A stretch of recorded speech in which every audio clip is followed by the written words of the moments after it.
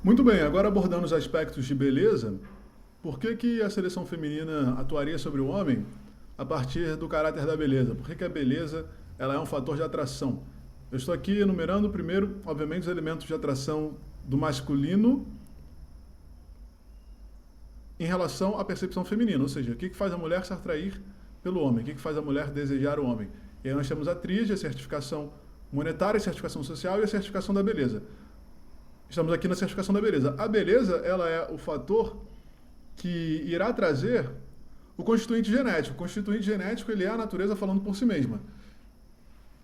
Em escala inicial, por isso que ele é colocado como o terceiro elemento de escolha feminina, porque a certificação monetária e a certificação social são muito mais interessantes do que a beleza. Inclusive, a certificação social ela pode até ser mais interessante que a certificação monetária, porque se você tiver uma grande quantidade de dinheiro, mas você não conseguir aplicar o processo de paz, o apaziguamento, se você, para ter esse dinheiro em grande escala, entra em um conflito beligerante, é muito provável que você afaste a seleção de uma companheira de longo prazo, porque a sua natureza geradora de riqueza é uma natureza de guerra, que gera conflito, e a mulher ela tende à paz.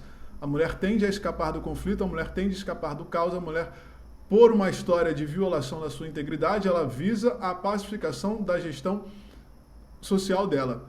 E ela vai escolher o homem que seja capaz de fornecer esse tipo de realidade. Agora, no que tratamos do questionamento da beleza, a beleza ela é a imbuição dos fatores genéticos de bem-estar, de longevidade. A ausência de deformidade, eu falava aqui que o processo de escolha humano está vinculado à ausência de deformidade. O processo de escolha humano está vinculado à ausência de deformidade. Isso é muito cruel de ser dito, isso é muito duro de ser ouvido, mas nós não podemos negar a realidade. As pessoas que têm uma estrutura física e mental saudáveis, dificilmente você vai ver uma pessoa dizendo: nossa, quero casar com uma pessoa que tem um membro amputado. Vou pesquisar uma pessoa que não tem uma mão, que não tem uma perna, que não tem um braço, vou pesquisar uma pessoa surda, uma pessoa cega. Não é assim que nós nos relacionamos, ninguém quer isso, ninguém deseja isso para os filhos também. Então nós temos que ter uma certa realidade, uma certa frieza, no sentido de saber analisar a estrutura social com mentalidade científica. E essa mentalidade científica, ela vai exercer, ela vai requerer, ela vai necessitar, ela vai exigir que nós escolhamos pessoas com o mínimo de deformidades possíveis. Por isso se vende tanto o corpo. A venda do corpo, a venda da imagem perfeita, do homo perfeito, do ser humano perfeito, aquele homem de proporções áureas perfeitas, a estátua de Davi, pintada por Michelangelo, perdão, esculpida por Michelangelo, a estátua de Davi, esculpida por Michelangelo, o padrão greco-romano de ideal corpóreo, que também foi muito representado no negro, a cultura do homem negro, pela natureza estética, biológica de alguns povos negros, deixou isso muito claro, por isso que o homem negro que atinge esses parâmetros é muito sexualizado, é muito utilizado como um símbolo sexual, por conta dessa manifestação genética dos arquétipos de beleza. E esse arquétipo de beleza ele indica a sobrevivência num estado primal último, que é a tua musculatura ser forte, ser rígida, ser capaz de aguentar muito peso, ser capaz de vencer uma luta, ser capaz de intimidar. Uma pessoa com um físico forte, uma pessoa grande, de alto físico, ela intimida pela própria natureza dela, porque se entram em conflito dois homens e os dois não sabem lutar nada, aquele que é mais forte ganha.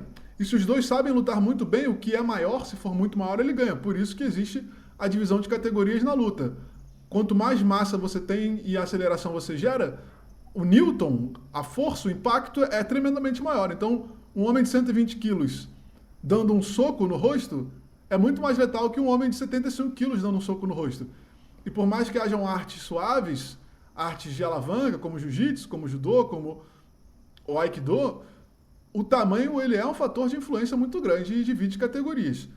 Só que aí que vem a questão intelectual. Com o desenvolvimento das ferramentas, você ser muito grande e forte já se passou a ser algo não tão interessante mediante a técnica. Se você tinha uma espada muito afiada, como era as espadas dos guerreiros árabes, a cimitarra dos guerreiros africanos, as espadas dos guerreiros romanos, a gladius, que eram ágeis, muito curtas, que eram praticamente adagas longas muito curtas, ou a própria espada dos samurais, a katana, o objetivo dessas espadas era tocar e gerar dano severo. Você não precisava estocar ela ou cravar. Bastava um toque daquela espada no tecido que já cortava várias vezes, dilacerava, abria muito sangue e você ficava sangrando ali, incapacitado. Provavelmente você sangrava até a morte. Era um toque na barriga, um toque na coxa, um toque no joelho, um toque no antebraço para incapacitar o inimigo. Sem contar, obviamente, pescoço, rosto, ombro. Então, com a técnica da fabricação de armas, a capacidade de sobrevivência do homem, ela vai ficando muito mais atrelada, já não mais à força. Mas a beleza tem ainda um fator muito forte que é a geração do filho. Uma pessoa bela, de estruturas proporcionais belas, teria-se por natureza errada, aí que vem, que isso geneticamente, em tese, isso é errado, porque você vai ter pessoas saudáveis tendo filhos com doença. E aí eu vou usar um exemplo ruim, não vou citar nomes, mas você tem pessoas famosas que são representações de beleza, você tem atletas que são representação do físico, mas que tiveram filhos com doenças.